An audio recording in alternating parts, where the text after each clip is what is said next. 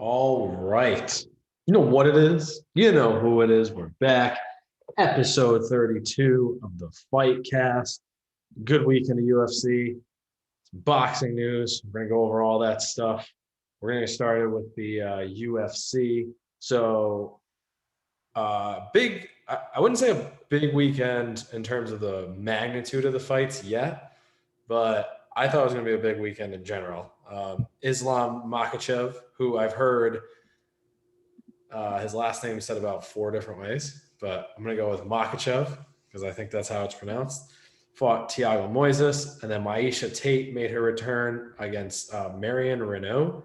And we also had, who else was on that card? Some good stuff from Stevens versus Gamrot, and a cool fight from Billy Quarantillo, who I guess is from Buffalo, New York. So it's pretty cool because we're both from New York. But so Quarantillo, he fought Gabriel Benitez. He won. He had a TKO in the third round, and he had a cool call out. I forgot. I'm trying to remember who the hell he called out now. Now I'm calling a blank. But it was a good fight. He definitely showed out. He had a really cool press conference at the end or interview after the fight that I think probably got people excited to root for him. And he's from Buffalo, so I'm definitely excited to kind of watch him. Rodolfo Vieira had another submission win. And I think of his 8 wins in the UFC, 1, 2, 3, or 8 wins overall, at least through those last 3 in the UFC have been come by submission. So he's a savage. He's a Brazilian jiu-jitsu guy. He's huge too. So I'm excited to watch more of him. He's 8-1 right now. Then we had Gamrot, Matt Tezis Gamrot. Don't know how to say his first name. He was he trains an American Top Team, and I trained one of his friends, and I was talking to him on Saturday night during the fight. He told me to watch out for this guy. He said he's a great wrestler. And Jeremy Stevens, who we've talked about before, Jeremy Stevens will go down as probably one of the only fighters to have his most famous, well, maybe not, one of his most famous moments not be in the ring. But I think he passed another milestone by having the most losses inside the UFC.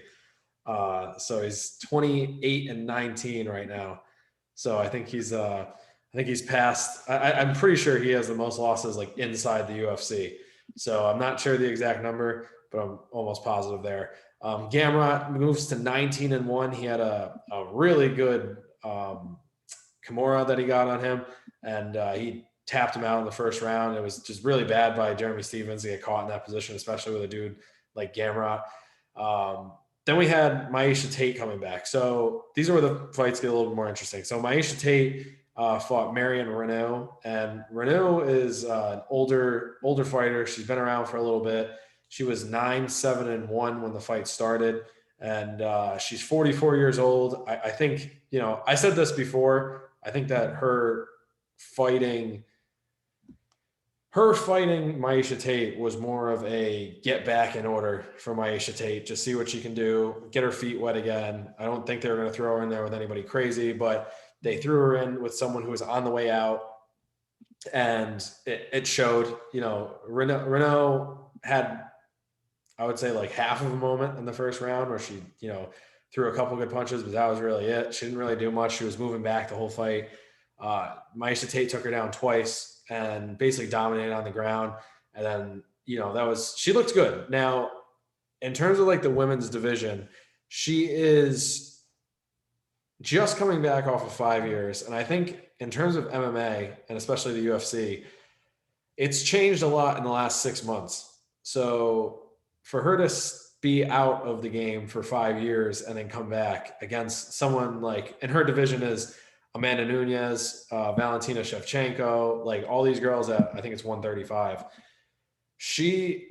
I think maybe 5 years ago she had a chance. I could be wrong, but I just don't think her game has developed enough from what I saw. She didn't use a lot of kicks. Her takedowns were good, but she did struggle a little bit to take Renault down. And her punches were, again, good, but they weren't great for what you'd want to see against someone who And the only reason I say this is because at the end, she said that she came for the belt. Like she didn't just come back just to come back. She wants the belt. So for her to do that, she's going to have to fight Nunez. She's going to have to fight Shevchenko. She's going to have to fight the other Brazilian girl who I forgot her name. I think all of these girls at this moment, unless I see something different in her next fight, would whoop her, and it would be bad. So I don't think there's, you know, again, I think that the game's just changed so much, and there's so much more that you see from the Shevchenkos, and again, Amanda Nunez has been at the top for a while now, that I don't think Miesha Tate is going to be someone who's going to be able to step in after a layoff and do any damage, especially with, you know, Shevchenko being great on the ground and her kicks are insane. And then, like I said, Amanda Nunez is just probably the best fighter ever in the women's division, you know, outside of Ronda Rousey, if you want to, you know, talk about her little run, but I think hers was a little early, and then Holly Holm and all that stuff. So Amanda Nunez right now, easily the best fighter in the history of the UFC at that weight division. So I don't think Miesha Tate's going to do anything moving forward. I think it was good to see her come back and see her kind of, you know, be there again in the mix, but I think she's right now just a name. Then we had Islam. So we had Islam Makhachev versus Thiago Moises. And Islam, this was his, not his coming out party in terms of like getting his name out there, but like this was his first main event. The eyes were all on him. Khabib's been retired. This is, I think, his first fight. Or no, second fight. Sorry. This is the second fight since Khabib retired, and he was on the Izzy and Blachowicz card in, I want to say November. When was that fight? No, that was in February, I think. Yeah, it wasn't that long ago, I don't think. I think it was February, but whenever that fight was, he was on that card, and he took out Drew Dober, who, in my eyes, was somebody who I thought was going to be a big name within the lightweight division, and he made him look silly. So for Islam now to step up against a guy in Thiago Moises who was ranked was, again, a huge step, and I think that it put to rest a lot of things about him that people were asking. And this fight to me showed just how good he is. He does have, I think he's better on the feet than Khabib, and I think it showed. And I think I forgot the exact stat, but he's one of the least hit guys in the UFC. So like per round or per minute, he gets hit the least amount. So for him right now, I think I think his next fight's got to be in the top 5. And I think the only thing that stops it from being in the top 5 is the people in the top 5 who aren't going to want to fight him. And Khabib had an interview last week, and they were talking to him about Islam, and they were asking questions. And he went out on a limb. He said that he thinks he could finish Dustin. He thinks he would maul Oliveira. And I agree. And I think that Islam really right now just needs that test at the top. And there was a lot of stuff that came out about him this weekend. He called out Michael Chandler. He called out Tony Ferguson. He called out Rafael Dos Anjos. Like he called out a bunch of people.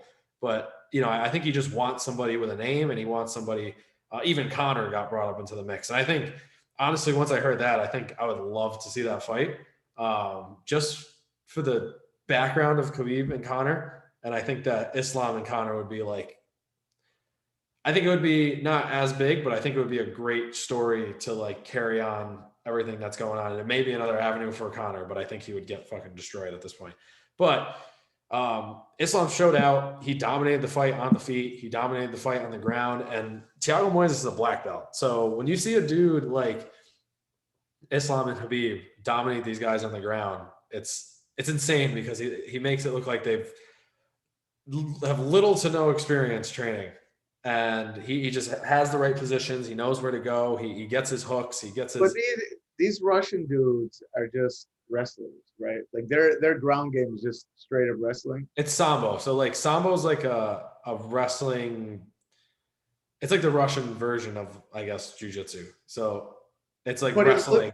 It looks like high school wrestling, right? Like that's what it looks like. Yeah. So it's the Russian sambo is like it's a heavily based wrestling background with like specifics of stuff that they have, whatever that might be. But they're good at it. They know what the fuck they're doing. And again, Islam just dominated him from the start. He didn't get hit.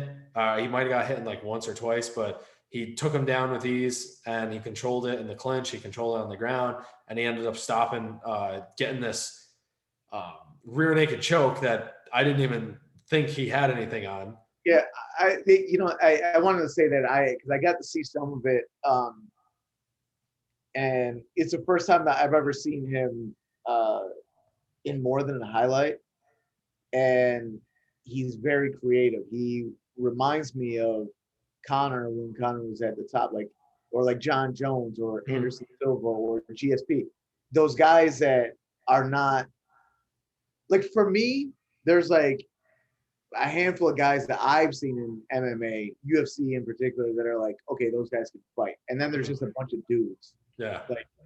Like all these names that Islam was calling out, to me, they're just dudes. Like, I saw something in him, a creativity, like his mind and body working beyond what people normally do in training. Like, you could tell he's the type of dude that thinks about fighting.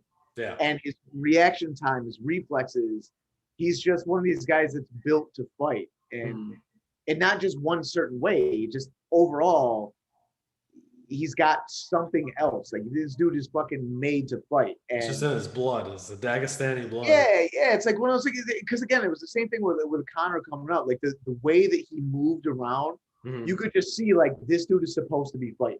Yeah. You know what I mean? And then like the when to know, or how to know when to attack. Yeah. I mean, you're fucking around, you're nice and relaxed, and all of a sudden, boom, he attack. And I saw, a couple times Islam do that, where he was sort of just moving around, then boom, boom, boom, attack, and then back to, because that's boxing shit, right? You're nice and relaxed, you're moving around, and then ba ba ba ba ba, and then you're back to nice and relaxed. And I saw him do that, except obviously he was with, grappling, like the takedown, yeah. And then when he got him in that fucking choke, you know what I mean? Like I forget how did it happen? He went in and he hit his body first, right? And then he just like so what he was trying to do, which is crazy that he even got it. But that's what I was saying. Like, because so when you get in that position, you want to try to get your hooks in. So you want to try to get your legs inside his legs. So you're kind of like hugging the inside of his legs. And then when there's the position you usually want to grab, which he had, was a seatbelt grip. So it's this way. So like the hand is over, and then the other hand's underneath for the most part. So when you have that seatbelt grip, the way to defend that is you want to defend this hand. So this, for Thiago Moises, this right hand is the thing that you got to get rid of. And then the left hand is usually, you want to try to get it on top, but where he was on the ground, he wasn't going to be able to. So it was probably here. So the main thing he had to do was attack this hand, and he did. And that's why you saw him kind of come around the body. He hugged his hand here. So like he hugged his hand down here, and then he was pulling it closer towards Thiago Moises' hip, if you saw. And then he was doing it with his right hand over, and then he just slipped it in this way. And then with the guillotine, obviously you crank here, you get you get your hand on your bicep, you squeeze, you get the hand behind the head. And like, he just did that amazingly without even having his hooks in. Yeah. And it looked like he was falling forward. I thought he was going to fall forward. And he rolled forward a little bit. The weight, so you could see he shifted his weight. Yep. You know what I mean? He grabbed him and then shifted his weight, so he like pulled him down and like yanked him back this way. Dude, it looked like some street fighting shit. Yeah. You know what I mean? Again, it's like those things that like your adrenaline is going, right? And some people have it. Like they just know when to do the right thing, at the right time. And that was it. Like he got his, he was doing something else, whatever the fuck he was doing. I can't remember exactly what he was doing before that. Then got his arm where it needed to be. Yeah. And then just saw it like, oh, I got to slip it under just a little bit and just crank back real quick. And that was it. It was just, to me, it looked creative. Like I don't normally, the shit that I don't like about MMA is a guy taking fucking 4.5 minutes to try to get that way. Yeah. Like that shit is annoying as well. I think the thing, I think the difference is like when you see it and like realistically, and actually you saying that's a really good point. Realistically, this fight was not that different from Burns and Thompson on the Conor fight. The difference was that I think Thompson is a different level, but Burns is he struggled a little bit to get Thompson down. And when he did get him down, it was pretty boring on the ground because I think that Burns is like, has a strict, I don't want to say strict, but like has a heavy jiu-jitsu background. Whereas Islam has whatever the fuck Khabib teaches him background. And I think and I really think like no matter what, Islam has the skills. And I really think that this is going to show Khabib as like a really great coach. Because he just looks back and Khabib just tells him what to do. Like, there was one point in the fight in the third round where he got into some trouble. Like he got his leg caught, and Moises was trying to leg lock him or ankle lock him or heel hook him, whatever. And he just stopped, relaxed. He looked up, looked at Khabib, and Khabib told him what to do, and he just started punching the dude in the face. And then like he just kind of he still had his ankle on, like he still had his leg locked, but like it's just like those little things that he's going to have such an advantage of having Khabib in the corner and knowing that, like, I think it's going to carry him to like the promised land and get the belt. Cause I just don't see, like I said, he's got all the skills. I think he's super good on his feet and compared to the other UFC guys. And I think that for him being so good on the ground, he doesn't need to be that good on his feet. And he's more than above average on his feet in terms of UFC, that I think it's just going to, like, he's going to be able to beat everybody either on the feet if he needs to, or he's going to beat, and if they take him to the ground, he's just going to beat him on the ground. So for me, again, he's number one right now. He's a number one contender. Obviously I'm going to say he's a number one contender because Dustin is obviously fighting for the belt next against Oliveira. So those two one of them is going to be champion. I do think he would beat Oliveira right now. Dustin, I also think he would beat. I tend to agree with Khabib, but I'm excited to see. I want him to go against somebody in the top 5. I'd love to see him against Michael Chandler. I think Michael Chandler versus Islam would be like a great fight. But again, it's just going to be whether these guys are bro, just off the little I seen, I think Islam would smoke that dude. Yeah. I think he would fucking smoke. He just seems so much strong, more physically imposing than him. You know what I mean? Like, and I just think, and again, the creativity for me is what separates. And again, I've only seen this little bit of him, but it stands out. Like a lot of dudes don't stand out. Again, for me, a lot, you look at these and they're like, yeah, oh, whatever. You know, a lot of MMA guys look the same. There's a jiu-jitsu guy, he looks the same as every other jiu-jitsu guy. You know what I mean? Yeah. If he's a taekwondo or karate, he looks the same. There's some about him that stands out. Like it looks like he doesn't have a style, that he just fucking beats the shit out of. Well, I think, and like I said, I think that I really think he's going to be.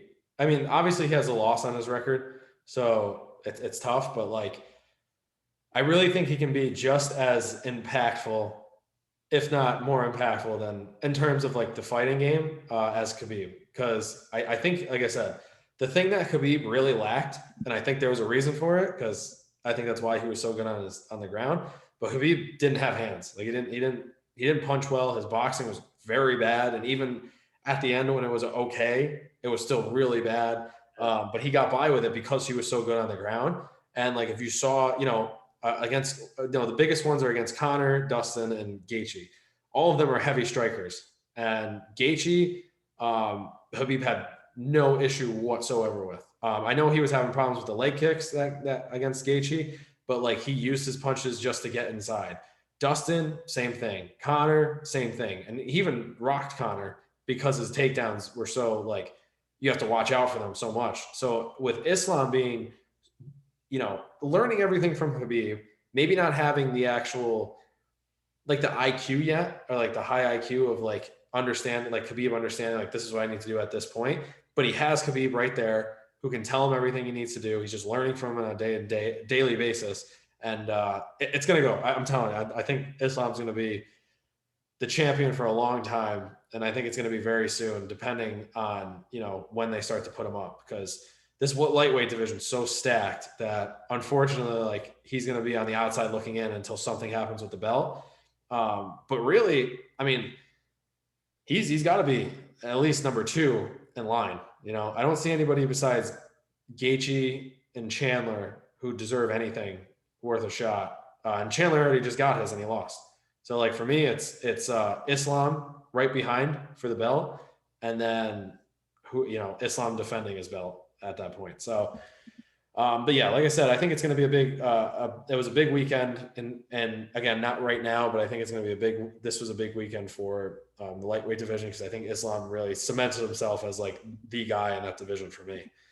So this weekend, we got another UFC Fight Night, and well, actually I was 2-0. I picked 2-0 on the night. Yeah. So coming back with a little bit, it's been a little bit, but we got, where are we? Oh yeah. So UFC Fight Night this weekend. This one's going to be a cool weekend because I got 2 guys fighting in this card this weekend. I'm excited to watch them. Along with that is a fight I've been waiting for in Corey Sandhagen and TJ Dillishaw. And there's another one on here between Macy Barber and Miranda Maverick that I'm super excited for. So I'll start from the bottom up. Both of our guys I think they're on the prelims. I don't know how set in stone this card is, but we got the fight I'm looking forward to the most, Randy Costa. So if you haven't heard of Randy Costa, he's bantamweight, so it's 135. He's in the same division as Sean O'Malley. He's a great striker. He's light on his feet. He moves fast. He's had some pretty good. He's the only bantamweight in UFC history to record 3 knockouts in his first 3 fights, and he's only been in the UFC or fighting for a total of 9 minutes. So I think it's going to be a really good fight. Actually, let me rephrase. I think it's going to be a really good fight for Randy. He's the underdog, I'm pretty sure. I was trying to check the odds, but I couldn't find anything yet. He's the underdog against Adrian Yanez, but Adrian Yanez, last time I saw him, his boxing was like really, really sloppy. I guess he's known as a boxer in the UFC. You'd probably cry your eyes out if you saw him. But really sloppy, just not great on his feet. He's kind of he's one of those dudes. You ever see those people who, like, when they move, you just like know they're like not athletic? Yeah. Like, he's just one of those dudes who I saw move, and it's just like, yeah, he doesn't move well. Like, he's just like, he just has like some skill. He had a fight, his last fight. He fought where are we here? He fought Gustavo Lopez, and he won, but I think he got touched up a little bit there, if I remember correctly. It was a 3rd round TKO, and I'm pretty sure he almost got dropped in that fight. So I'm not too sure what Vegas is seeing here, but Randy's a really tough striker. He moves well, he's fast, and I'm excited to really be able to sit down and watch him do this after like training him and going through the whole thing. So I think he's going to win. I think it's going to be a 1st round knockout. I think he's got some crazy kicks. So I think he's going to come in. This is also a cool little battle, I guess. They've kind of created this little argument between the two because Randy likes Reese's and Yanez likes Dr. Pepper. So they're saying this is like a Reese's versus Dr. Pepper thing. I don't really know why, but Dr. Pepper sucks. Dr. Pepper's the worst soda. So, well, that's not true. But it's soda and candy. Why? I don't understand why. Like, I don't know the difference. Why is that? I don't understand what the competition is. I don't know. They're 2 different things. But it's something about. That's like saying, my socks versus your shirt. It doesn't make any sense. It really doesn't. But I guess that's the whole thing that they've been kind of pushing this whole fight. But I like pasta. You like ice cream. It's on. I don't even know what that. Oh man, I have no idea. But Randy Costa, 1st round KO. Then we got Brendan Allen. He's another one that we train at Drew Strong. He's had some.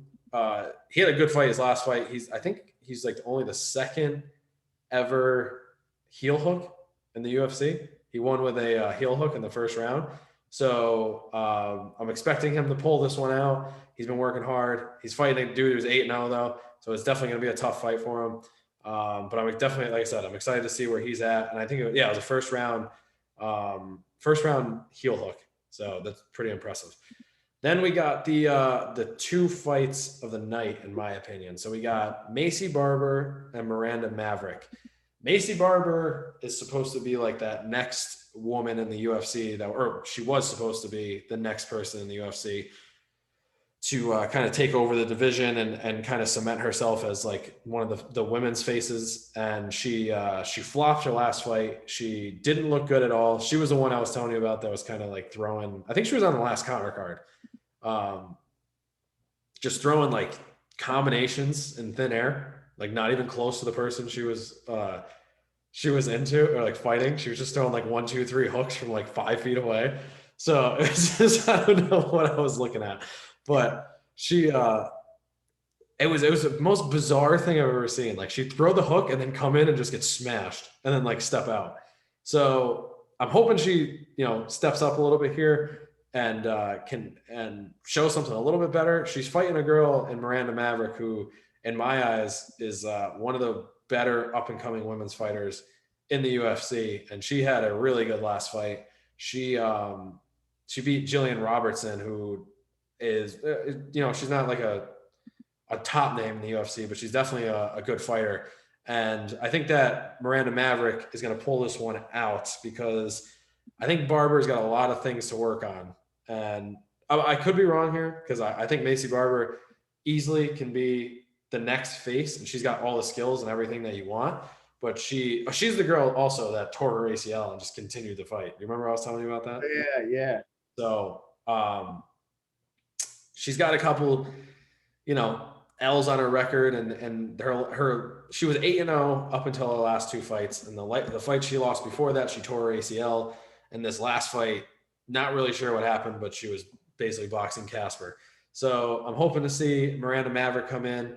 I think Miranda Maverick's going to pull this out, but I would not mind seeing Maycee Barber win. I'm going to have to look up the odds for all that stuff to make sure and see what's going on there. But I'm pretty sure that Maverick's the favorite. And then last but not least, we got Corey Sandhagen versus TJ Dillishaw. So this is a fight I've been waiting for. Dillishaw's coming back for the bantamweight division. I think this is his first fight back since he got his suspension lifted from steroid use. And Dillishaw was the champion, I think 2 years ago when he beat Cody Garbrandt, and then he beat he beat Cody Garbrandt twice. And he was a lightweight champion, then he got popped for steroids, and then he got suspended. So Dillishaw coming back could be huge, or it could be a flop. This is going to be his first fight, quote unquote, off the juice, if he's actually off the juice, or he just hasn't gotten caught. First fight back.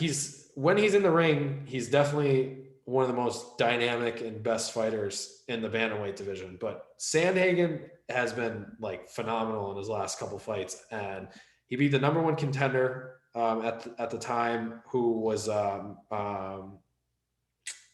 forgetting his name now, or Marlon Moraes, and then flying knee knocked out Frankie Edgar.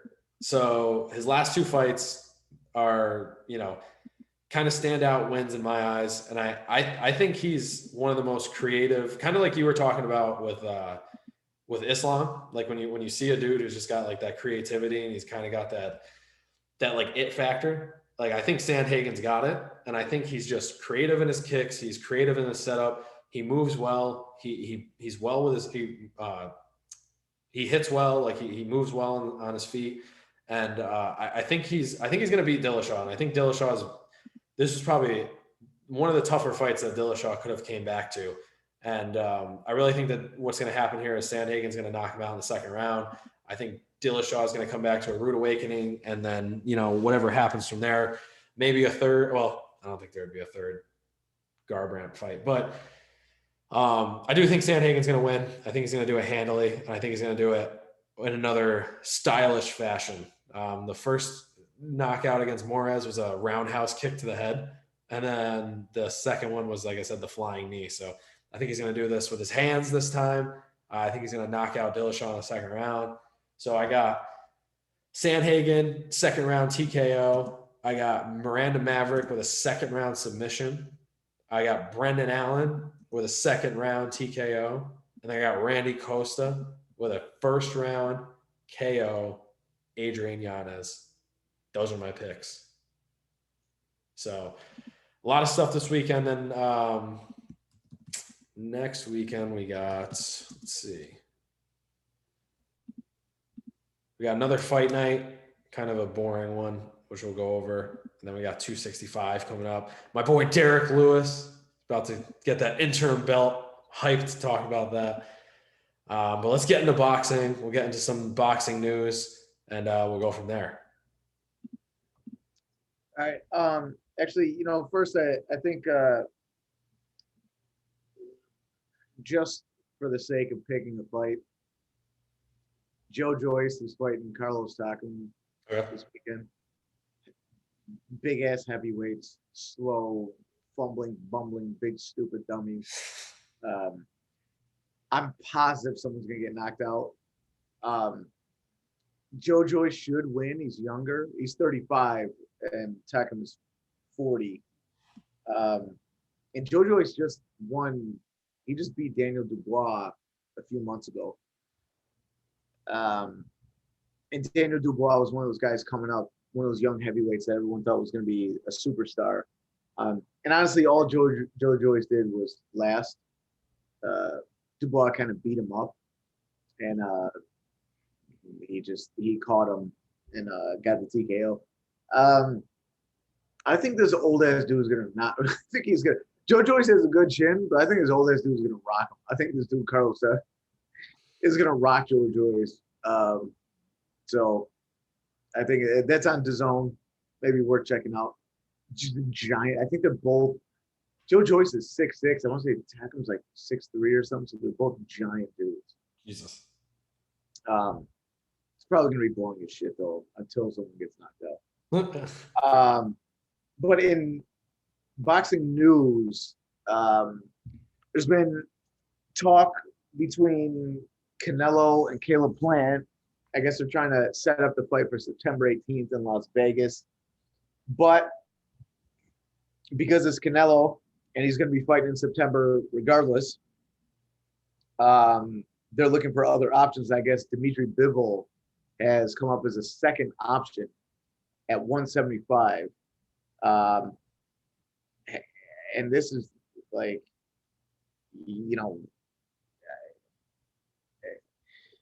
I think at some point it's going to become boring talking about how great Canelo is and like all the shit that he does.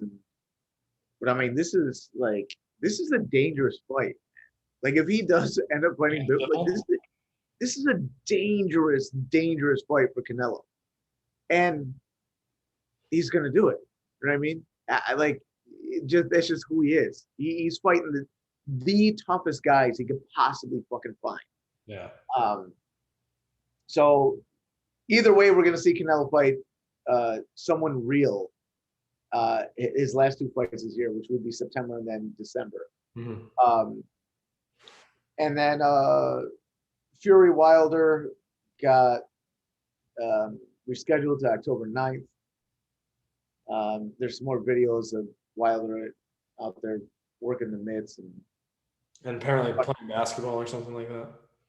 No, his trainers out there trying to fucking like I get what he's doing. Like it's not that it's. I think it's good coaching. I think they're going in with a good game plan. But like what he's doing is that he's in there having Wilder throw like these 4, 5, 6 punch combinations, and then he's like acting like trying to act like Fury and like do all this.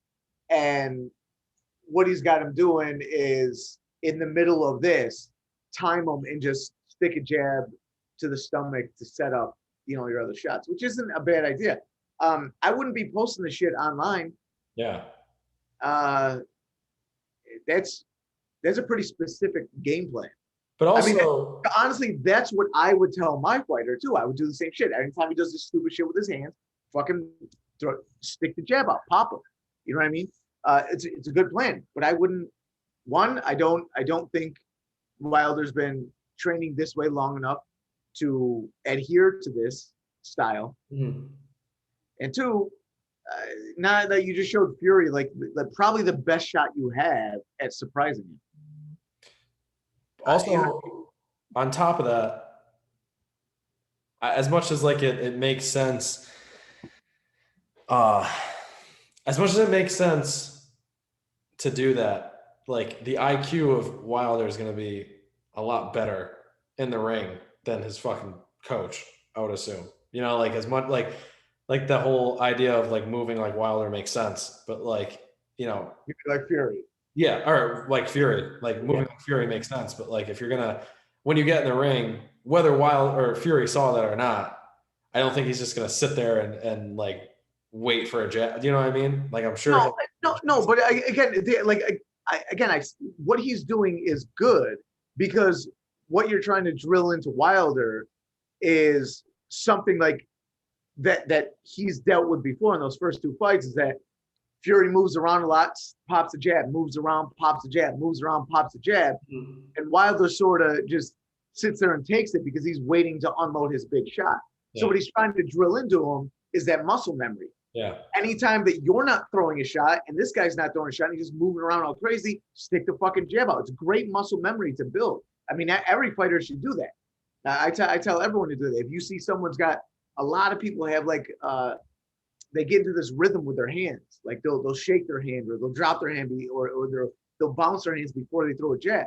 Mm-hmm. It's very easy to time.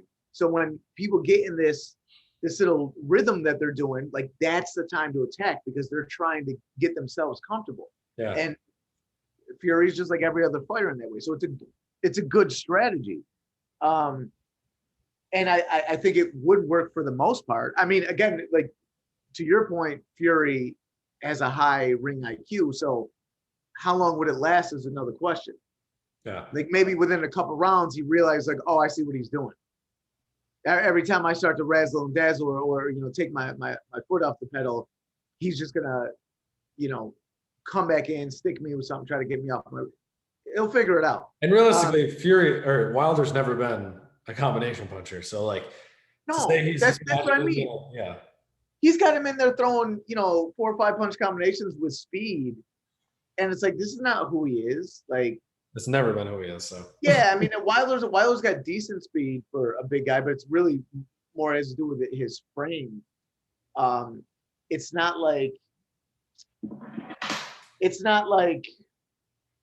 he doesn't punch that way. He punches. He's not the kind of guy who's throwing shots with his hands open, like Ali, right? You think of like big guys, or like Fury, or like Larry Holmes. These guys, their hands are open and they're just flicking. That's why their hands are so fast. Wilder is a guy that throws all of his shots with his shit tight before he leaves his shoulder. That's just who he is. Yeah. So you're trying to get him to fight a completely different style in a year and a half, and it ain't gonna work. And he said he's old as shit, man. He's like 36 now or something. So I don't know.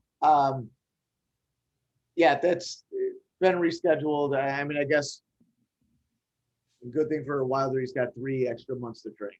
Yeah. I mean, I don't think it fucking helps him. I don't think it matters. And they're still trying to get this Joshua versus Usyk fight going in the meantime, which I think that might throw a fucking kink in the whole Fury Joshua plans too, because I think Usyk has a really good chance of beating Joshua. Yeah. I think like I said, I think this kind of fucked everything up. And unfortunately, I think each day that let's put it this way. Each day that it didn't happen, up until it was supposed to be this weekend, I thought the Joshua Fury fight was like less. Now I think it's probably like 20% of actually happening ever, just because unless everything works out and the boxing gods are like, yeah, like, this fight needs to happen. I just don't see this fight, at least not for another 6 months, because yeah, but you know what? That isn't one of these fights. Like, this isn't like Mayweather Pacquiao, where both guys are actually good fighters, and it's like you could see either guy winning. This isn't that. Like, I don't think Joshua has a fucking chance in hell of beating Fury. Yeah. But we want to see it because they're the 2 biggest names in the heavyweight division. Yeah. And they're the guys they have all the belts. So we want to see it. But as far as so the hype for the fight is yeah, it's exciting. The idea of it is exciting. It'll be a great event. But the fight itself isn't going to be great. Fury's going to fucking mop that dude up, man. You know what I mean? And anyone that thinks otherwise don't know what the fuck they're talking about. They don't know shit about boxing. And I kind of don't get like Wilder and Fury, like this whole like I just hate the idea of this fight. I just hate it overall. That's it. Yeah. I mean, there's You nothing. get like, yeah, the idea of this fight, right? That it was forced, it was legally forced. Yeah.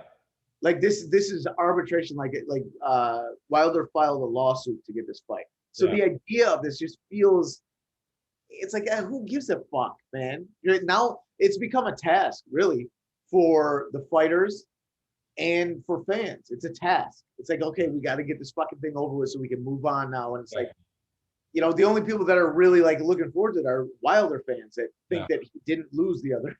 You know what I mean? They're insane. A bunch of weirdos with fucking weird tinfoil hats.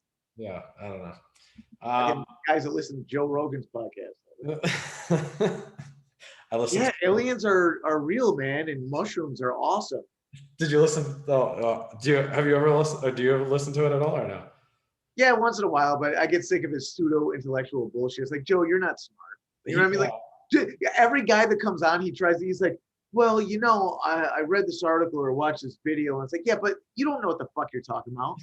It's like, shut the fuck up. It's like that guy in a college class who tries to be at the same level as a professor because he read an article once. Shut up.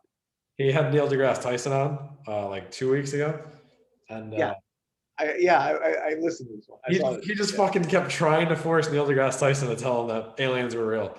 Yeah. This is one of these things that now we're going off into another thing, but it's something very interesting to me is that anyone who takes science seriously readily admits, like, yes, of course aliens are real. Like the universe is infinite. Of course there are aliens. Yeah. But thinking that they come down here and they're fucking taking some redneck onto their ship and then fucking leaving them and then leaving again, like that's dumb. You're all nuts. You're not coming here and fucking mowing people's lawns and shit. Like that's stupid. And Joe Rogan's one of these fucking weirdo guys that's like, yeah, Bigfoot's real, man. And, you know, the Navy has fucking, no, they don't, dummy. No, they don't. And then like I love the whole bit while like Neil is like saying that it's very egotistical of human beings to think that this advanced species would visit us and like hide from us. Yeah. It's like, no, and Joe Rogan's like, no, man, we're fascinated. We do all this. It's like, dude, that's not fascinating, you numbskull. And Joe Rogan's such a Neanderthal, like posing. He's always posing as like this again. It's his pseudo intellectual. Like I'm smart. I'm an intellectual. I read books. When Joe Rogan's the kind of guy that fucking reads headlines and spark notes. He doesn't read books. And has Jamie pull up the article. And by the way, I saw I watched this guy this Russian kettlebell dude that reacts to other people doing kettlebell routines, and he reacted to Joe Rogan's video for On It, where he did like gorilla fucking cleans with both hands alternating. Yeah. And it was even I could tell it my low level certification that's no good for your shoulders. And the guy was just tearing them apart. It's like Joe Rogan, he just looks like what he is, a guy that lives in Texas that eats nothing but meat and he hunts. He does mushrooms. It's like he's just a big dumb idiot. Well, and then when he's calling fights, everything is exciting and oh my god, did you see that? Joe, nothing happened. Nothing happened. He's like, oh, you see, he almost hit him with that. He almost got him with that kick. If he does, it's gonna be lights out. Thanks for nothing, stupid. Like listen to like Andre Ward and Joe Tessitore and these guys call a fight. They're nice and calm until something actually fucking happens, right? Oh, by the way, boxing analysts are out there having conversations about like pop culture and shit, and then something happens, and they're on it. These guys are like, oh my god, you see that? He missed, but not by a lot. I went to BYB Extreme this weekend, which is a bare knuckle boxing extreme. The weirdest experience I've ever been to in my life. I'm going to talk about it because it's a fight and it's boxing. Yeah. So, and I don't know if he was there for like the money. I'm sure they paid him, but Paulie Malignaggi was there. And Muhammad Ali, one of Muhammad Ali's, what? He was fighting? No, he was there just commentating. Oh, Yeah. Paulie Malignaggi was there. One of Muhammad Ali's wives was there. I went with a couple friends of mine, and one of them included Maureen Shea, who's a 3-time world champion boxer.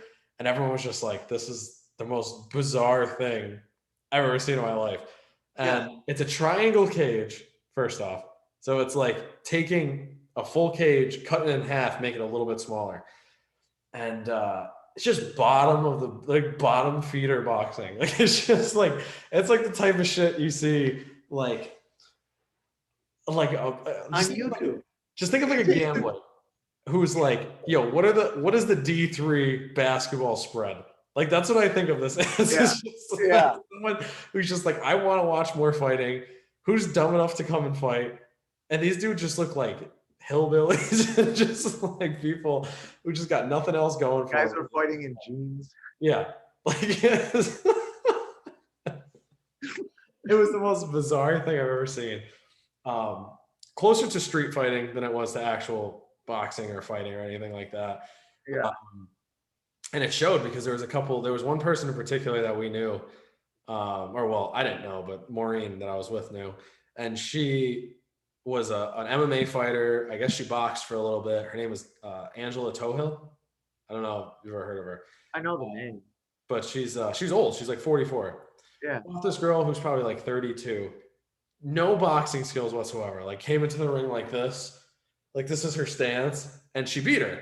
The street fighter beat the other girl, and honestly, I think it was because she tried to go into it like it was an actual boxing match, like an actual MMA, like a fight. She was like throwing her jab out there, sticking her jab out, like trying to get her distance. But this girl just like it was just a street fight. So it's just like it was ugly. So many punches missed. It was just one of the most bizarre things I've ever been to. So when you see fights like Canelo, when you see fights like Tyson Fury, when you see fights like Conor in his prime, Khabib, don't take them for granted because there's shit like this that's going on. It is a skill. It is a skill. It takes a lot of fucking time in the gym to hone the skill, to look as good as these guys do.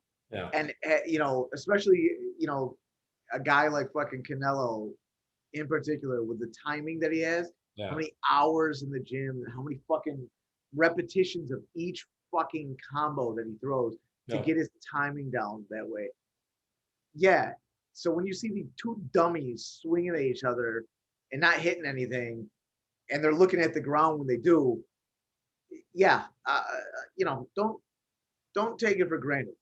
It's just one of those things. It's just like I see it now, and I've been to more than one of these boxing events. I went to the actual bare knuckle, and I also this weekend, if you are interested in that, Paige Van Zandt is fighting Rachel Ostovich in bare knuckle. Basically an OnlyFans event, essentially. That's all they make. I think they both make more money on OnlyFans than they actually do fighting. So the one thing, like, see, this is the other thing. The people who are pining for these type of events and who are paying for them, are the type of people that don't understand anything about fighting, because they're like, oh, bare knuckles, it's like more real. But it's like the reason that fighters wear shit on their hands is so they don't break their fucking hands in someone's skull. Yeah. It's not to protect the other guy. It's not so like, oh, this doesn't hurt as much. That's not what it's for. You know what I mean? It's so you don't smash your fingers on someone's fucking skull. And people are like, oh, bare knuckles, that's real. No, these guys are dumb. Yeah. You know what I mean? Especially the way they're throwing. Like, I can only imagine how many times fucking guys hit with the front of their hands, the way that they're swinging, and break their thumbs. It's nonsense. It's just bottom feeder fighting. Like, it's just like bottom level. Like, you look at the shit and you're just like, I cannot imagine being put in this situation. But yeah, and the ring, like I said, the ring itself, like, it's essentially like you might as well just put both your foot in a tire and just like swing at each other. That's all it is. You know? I don't get it though. Like, I don't get why a triangle, like, just to be different. I think it's probably just for the fighters. It's just to be different, and I think it provides more knockouts. Like, I think that, like, there's not much room to go. you can get cornered and like you can move a little bit, but like there's literally like it's literally half the, like I saw 6 fights in total and I saw 4 knockouts. So like, it's just one of those things where I think people just want to see other people get hurt and that's it, because they don't actually understand the sport, which is, what you're saying, what I've been saying. But it was bad. But I went to it. Makes me appreciate the good fights more. That's all I'm saying. Yeah. I'm kind of glad I went to it. But I think that's it for this week. Don't think there's anything else in terms of boxing or UFC. Like I said, we went over all that stuff. Oh, one more thing. Been watching some Ryan Garcia lately. What, like old stuff or like? No, just like stuff he's put out, like his training. Yeah. He better watch out who he fights next. Yeah. I don't like what I'm seeing from him. Just like even his speed, like, is not the same type of speed it was before. Like when you see him in the Instagram videos before, like there's a different type of like swagger to him, and like whether it was like earned or just like whatever, like self-given swagger, but like his speed looks off. His punches look weird. I would be nervous to whoever I would be nervous for him for whoever he fights next, because I think he might get hurt. Yeah, I don't. We talked about it before. I don't think he's in a position to play any of the top guys. Oh, that's another thing. Speaking of like guys at that weight, Raleigh Romero. Oh yeah. Called out Davis. Tank, which is, I hope that happens because I hate that dude Raleigh. He's got some power, but he is whack. Yeah. And I would love to see Tank just fucking murder that guy. Bash his skull in. Tank would put that dude on a stretcher for real. Yeah. That dude can't fight, man. Is he in the PBC or no? Yeah, he is. Yeah, so they'll probably give him that fight just to fucking. Yeah. Might as well. Well, because you can't fucking have Tank fight anyone real. Yeah. I say, Josh Taylor came out and said that in an interview that he said he would smash Tank to pieces, which I love. He was like, look, he's a really good fighter. He's got a ton of power. He's like, but he's not the boxer I am. I'd smash him to pieces. I love it. Make Mayweather make that play happen. Make that play happen. I think he will. I think he's just waiting for the money to come through. But I think that fight has to get made. I don't think there's a way. I don't think there's a way that fight doesn't get made. Let's just put it that way. Yeah, so, they have to. They got to. But yeah. So again, weekend, a lot of UFC, a couple of our guys fighting them, which I'm pretty excited to watch for the first time. Got some boxing, which Jake went over. If you guys have any questions, thoughts, comments, concerns, people you want us to look at, shoot them our way. And we'll see you guys next time. Peace.